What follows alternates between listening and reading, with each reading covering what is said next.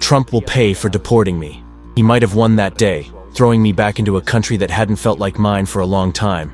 But this story isn't over. The difference now is that I'm the one holding the mic.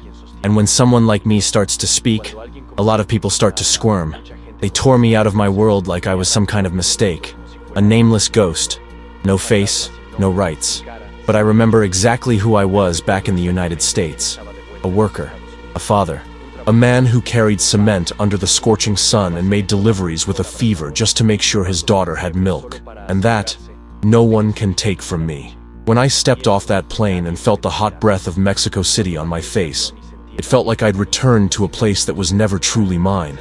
I stood still on the tarmac, staring up at that gray sky, thinking, so this is it? This is how they erase an entire life? But no, it's not over. Trump thinks he silenced me, thinks he sent a message, but the message is me. And now, I'm going to tell everything exactly how it happened. No edits, no filters, because my name is Ramiro, and what they did to me won't go unnoticed. Not by him, not by the ones who clapped while they ripped me away from my daughter. My name is Ramiro Gutierrez. I'm 43 years old, and I was born in Irapuato, deep in the heart of Mexico, a city most people only know because of the violence. I grew up in the dust, in a neighborhood where the only future was either joining the drug trade or vanishing trying to escape it. My father was an alcoholic. My mother cleaned rich people's houses. I grew up watching my little sister's belly swell from hunger, while my mother cried quietly in the next room. I'm not a victim, but I was never a criminal either. I was just one more soul trying to survive. The first time I thought about crossing the border, I was 18.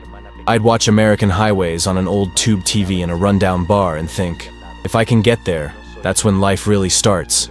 But I had no money, and no courage. I only went when I turned 24. I left alone, with a torn backpack, 300 pesos in my pocket, and the certainty that if I stayed, my story would end in a cheap coffin. I crossed into the United States the way so many others do. Underneath everything, invisible. No visa, no plan. Just my body and my will. I ended up in Phoenix, then Las Vegas, and finally Los Angeles. That's where I settled. I found work in construction, then as a delivery driver. I never stopped. Paid rent, bought a bike, then a beat-up car. And I met Carla, also Mexican, also an immigrant. We had a daughter, Esperanza. I picked the name. I said, as long as she lived, I still had hope. It was almost 20 years without papers. 20 years avoiding cops, banks, hospitals. 20 years always looking over my shoulder. And still, I managed to build a better life than anything I ever dreamed of in Irapuato. Some people told me to go back, told me I was nothing because I didn't have a piece of paper. But you know what I saw every day? White Americans looking at me with disgust, while dropping their kids off at the daycare Carla cleaned. People who talked about borders while living in houses I built with my own hands. Trump was just the final insult. He gave a microphone to everything that had already been whispered behind closed doors.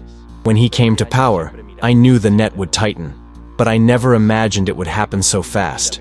I never thought a president would have the guts to tear apart the lives of millions, just to please a voter base.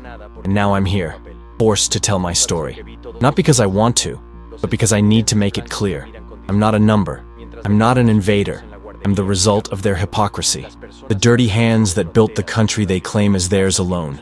Before I crossed, I was just another barefoot kid walking the streets of Irapuato. It was normal to see children with the soles of their feet black from the hot asphalt. There was a dirt soccer field near my house, where we played with a deflated ball and wore our shirts inside out, pretending they were team jerseys. We had no luxury, but in that dirty childhood, there was still a bit of joy. I remember my mother frying up old pieces of bread with salt and pepper, calling it the house specialty. We smiled, even with our stomachs aching. But the truth is, Irapuato wasn't a place for dreaming. It was a place for surviving. When I was a kid, my father would disappear for days. He'd come back drunk, yelling, breaking things. My mother would clean everything up and tell us everything was fine. Over time, I learned to leave the house before the chaos began. I'd sleep at a neighbor's place, or even on the roof.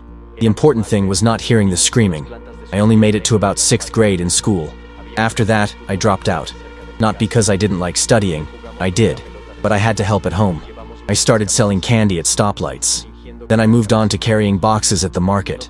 The city felt too small for any kind of ambition, and the only things that seemed to grow were the funerals. People killed over debts, for a wrong look, for being in the wrong place. At 17, a friend of mine disappeared. They said he'd been taken by one of those groups that recruits young boys. No one ever saw him again. His mother went mad, roaming the streets crying with his shirt in her hands. That's when it hit me. I could be next, and no one would even ask about me. Our house was made of raw brick and cracked tiles. When it rained, we put buckets on the floor to catch the water. And even then, we were better off than many around us. The whole neighborhood was built on broken promises. People who voted hoping for a job and got stray bullets instead. Still, despite everything, there were moments I hold close. Like when my mother earned a little extra and brought home a warm soda to share. Or on Christmas, when she made tamales stuffed with hope, because actual meat was a rare sight. In those little things, I could feel that life still had some kind of meaning. But things really started to fall apart when my younger brother got into debt with a local gang, all over a stolen cell phone. Nothing major. But in that world, any debt could be a death sentence. I watched my mother beg. I watched my brother run. And I realized, in that neighborhood, death was only a matter of time. I started to feel trapped. Like every street corner was a snare. Like the city itself was trying to push me out. I tried to find work elsewhere. Went to Leon for a few days, but couldn't land anything steady. No diploma, no contacts, no chances. That's when I decided to leave. It wasn't courage. It was desperation. I told my mother I was going to try for a better life, but she already knew. She gave me that look, the kind someone gives when they've already lost. She didn't cry, didn't make a scene, just handed me a piece of bread wrapped in cloth and told me not to forget who I was. I left with 300 pesos, torn pants, and a crooked dream. Caught a ride to Sonora, then closer to the border. There, I started hearing stories. Some of people who made it, others who never came back. But I was already there, and staying wasn't an option anymore. Mexico never gave me room to live, only room to try not to die. And if anyone thinks that's an exaggeration, it's because they've never gone hungry for 2 days in a row. Never had to sell their body for a bus ticket. Never had to hide from people who hunt you like an animal. When I decided to cross, I knew I might end up buried in the desert. But it was that, or become a statistic in my own land. I chose to try. They think immigrants come for the thrill. That crossing is a choice. It's not. It's expulsion. It's being pushed out of your own country by a system that spits you out before it ever lets you speak. And that's how my journey started. Afraid, hungry, and with a tightness in my chest that burned like a slow fire. The kind of pain that doesn't explode, but eats you alive from the inside, reminding you with every step that you don't belong anywhere. A hollow feeling that never leaves. A shadow that clings to you. That's what I carried when I crossed that border. A tired body and a heart full of grief, forgotten from every side. I didn't know whether to turn back or keep going. But one thing was certain. Staying in Irapuato would have been signing my own death sentence. The decision to cross the border didn't come from courage. It came from exhaustion. And when your body is already tired of the life it's living, fear loses its grip. I hitched a ride in a fruit truck to Hermosillo. Then I joined up with 2 other guys who were also going to try the desert. We didn't know each other, just exchanged looks and knew. Everyone there was running from something. As we got closer to the border, the air changed. It was drier, the voices quieter. No one spoke much. Everyone had that lost look, like they were already saying goodbye to their own story. At that point, you're no longer a citizen, not even a man. You become a risk, a bet, a shadow. Some people there had already tried 3 or 4 times. I was new, and that made me even more vulnerable. A man pointed me toward a coyote, one of those who promised to get you across for a fee. I didn't ask his name, didn't ask where he lived. I just gave him what little I had left. The money hidden in the sole of my shoe, and the hope that he'd get me to the other side alive. We walked at night, the desert swallowing our footsteps. The silence was so heavy that even our breathing sounded like a scream. The heat during the day was unbearable. At night, the cold cut like a blade. One of the guys with us started collapsing. He was mumbling nonsense, his mouth dry, his lips cracked. We gave him his own water, shared our food, but I knew the truth. Out there, no one could care for anyone. You were on your own, even in a group. Eventually, he couldn't keep up. Not because we were cruel, but because if we stopped, we'd all die. I looked back one last time. He was already down, and the coyote just motioned to keep going. The desert shows no mercy. We walked for over 40 hours. I ate dirt, swallowed dust, felt my body give out. I hallucinated. saw my mother calling me, smelled tamales in the middle of the sand. But I kept going, because when you're desperate, it pushes you forward. The first time I saw the fence, I thought it was a mirage. That rusted iron structure, towering, watched by cameras, that's what stood between me and freedom. We waited for the right moment. We laid on the sand until nightfall. When the coyote gave the signal, we ran like animals. My heart was pounding out of my chest. I climbed the fence with my knee bleeding.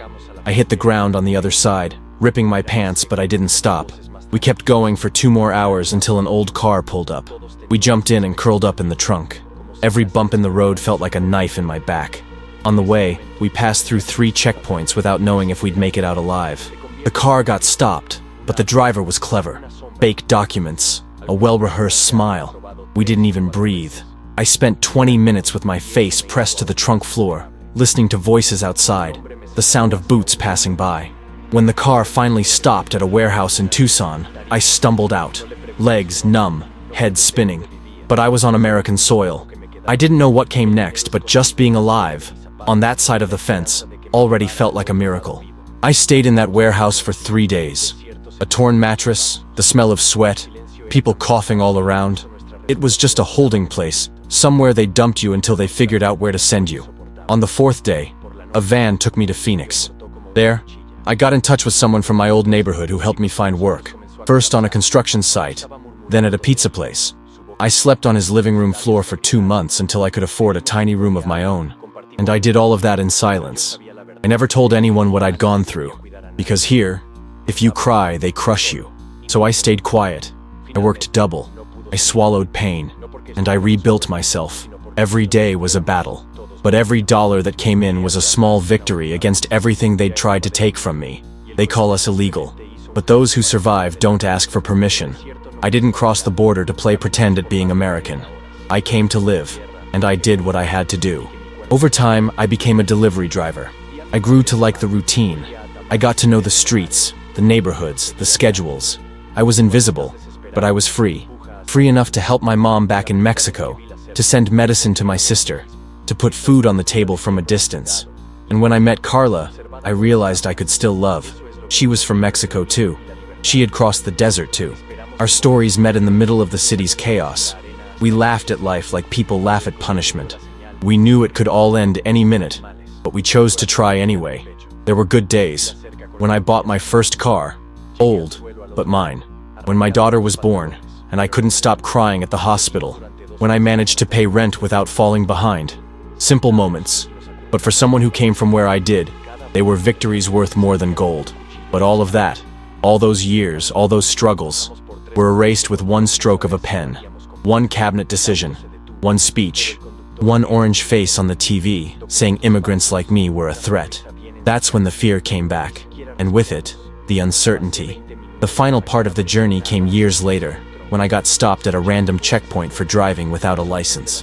I knew I wasn't supposed to drive, but I had no choice. My job was far, and public transportation was a joke. They pulled me over, asked for papers. I tried to stay calm, but it was done. Within minutes, I was taken. No time to call anyone. No time to explain. They sent me to a detention center, a cold place where they treat you like a scratched number on a wall. I slept on an iron bed, breathing mold and listening to screams at night. There, I felt more fear than I ever did in the desert. Because in the desert, at least, I had a chance. There, all you could do was wait for deportation. They threw me on a plane with shackles on my wrists and ankles, like I was a monster. Like everything I'd lived meant nothing. When I landed in Mexico City, my body was there, but my soul was still stuck in that filthy warehouse, in that tight van, in that blazing desert. And even then, I have no regrets, because everything I lived through on the other side, every pain, every triumph, felt more real than any promise they ever made me here. I crossed, I survived, and if one day they call me an invader again, I'll just say, at least I fought. Coming back to Mexico wasn't coming home. It was falling into a place I no longer belonged. When I got off the plane and looked around, everything felt strange. The signs, the faces, the way people spoke. It was the language I was born hearing, but now it sounded like a reminder of everything I'd lost. No one there knew what I'd been through. Worse, no one cared. They handed me a pamphlet with guidelines on how to start over. just a useless piece of paper telling me to go to a support center. I went to one, and it looked more like a warehouse full of broken people. Men with their heads down, women with children in their laps, all wearing the same expression: lost. They offered me a mattress at a shelter, but I walked out. I've got too much pride to accept handouts from the same government that destroyed the life I spent years building. I went to stay at a distant cousin's place in Querétaro, slept on the living room floor for weeks. He got me a gig at a mechanic shop, cleaning parts, serving coffee, dirty work, lousy pay, but it was something. People looked at me with that mix of pity and judgment. They knew I was a deportado, like that's all I was. In Mexico, if you come back from the United States, you carry an invisible stamp of failure. They think you went chasing a dream, failed, and came back with your tail between your legs. No one thinks about what you built over there, what you left behind. At the shop, the other workers avoided conversation. They knew my story, but no one wanted to get close. And honestly, I didn't want to either. I went into survival mode. Wake up early, crowded bus, hard labor, aching back and chest, silence. But the worst part was Esperanza, my daughter. She was 12 when I got deported, old enough to understand everything. She knew the risks, knew I could vanish without warning, and that's exactly what happened. I was taken without notice, no time to give her a hug, no chance to look her in the eye. Since then, the distance between us hasn't just been measured in miles, it's been a whole different life. I have her number, her mother's too. I tried reaching out many times, no answer. I searched on social media, found her profiles, sent messages, nothing. It's not that I can't talk to her, it's that she doesn't want to. And that hurts more than any border ever could. Being ignored by your own daughter breaks something in you that even time can't fix. Maybe she's angry, maybe ashamed, maybe she heard her dad was illegal, and that word became a synonym for wrong. Maybe they told her a version that's easier to live with. All I know is, to her, I became absence. And to me, she's still everything. Her name is etched into me, stuck in my memory like the last piece of who I am. I've spent nights staring at the ceiling of the room I rent, water dripping beside the bed, asking myself if it was all worth it, if crossing the border, fighting, resisting, really meant something. And then I remember every cent I sent to my mother, every laugh from Esperanza, every wall I helped raise in the US. That's what keeps me standing. I tried finding others like me, found a group of deportees in a distant neighborhood. Just pain, just regret. Some trying to go back, others giving up entirely. I listened in silence, because my anger was different, drier. I refused to be thrown away, expelled like I was some system error. I'm not a mistake. I'm the result of their system, one that hides behind morals but survives on our sweat. Today, I live with the bare minimum. Rented room, old bed, noisy fan. I eat what I can, wear what's left. But every day that passes, I feel more and more like speaking up. Because over there in the US, they're still using arms like mine to keep that country standing. They just don't have the guts to admit it. They pretend we're the problem. But if I'm an invader, why do they depend on me to build their cities? Hard work? I did it. Respect? I never got it. And still, I'm standing. And that's what they can't take. That even after everything, I didn't break. That even carrying the label of deportado, I don't bow my head. Because I know what I lived. I know what I gave. And I know that if they've got luxury homes and food on the table today, there's Mexican sweat in the concrete of America. As long as I breathe, I'll remember that. And I'll remember who signed my sentence too. Trump, the president who turned the pain of millions into a show. Maybe he's forgotten about me, but I haven't forgotten him. And I never will. I didn't finish my story in the United States. They might have dragged me out by force, but they didn't erase what still drives me. And what drives me is my daughter, Esperanza. She's the only reason I get out of bed every day with a tight chest and a burning heart. I can't accept the idea that she'll grow up thinking I disappeared, that I ran, that I gave up on her. I didn't give up, and I never will. If Trump thought that sending me back to Mexico meant he'd won, he was dead wrong. He thinks he built a wall to keep me out, but he doesn't understand that when someone has a real reason, no wall stands in the way. I will return, no matter how many times it takes, no matter how many borders they try to throw in front of me. I will come back, and when I set foot on that soil again, it won't be to haul concrete or deliver boxes. It'll be to look my daughter in the eye and show her her father fought to the very end. Trump took everything from me, except my will. And now that will has become purpose. I won't rest until I take back what was stolen from me. Because the people who called me illegal never understood that those who flee to survive aren't breaking rules. They're trying to breathe. I'm not coming back just to challenge a system that tried to erase me. I'm coming back because I'm a father. Because every day that passes, my daughter grows up believing she was left behind. And I can't let her carry that absence as if it were her fault. I carry the scar of deportation on my body, but the hole that distance carved between us runs deeper. I need to be there, even if just for a second, to show her I fought. That even when I was down, I never stopped being her father. I will cross again, this time with my head held high and my heart in the right place. I'll cross for her, for Esperanza, and for the right to exist. If you were in my shoes, would you have the courage to cross that border again just to see your daughter? Or would you let yourself be erased from her life forever? Tell me in the comments.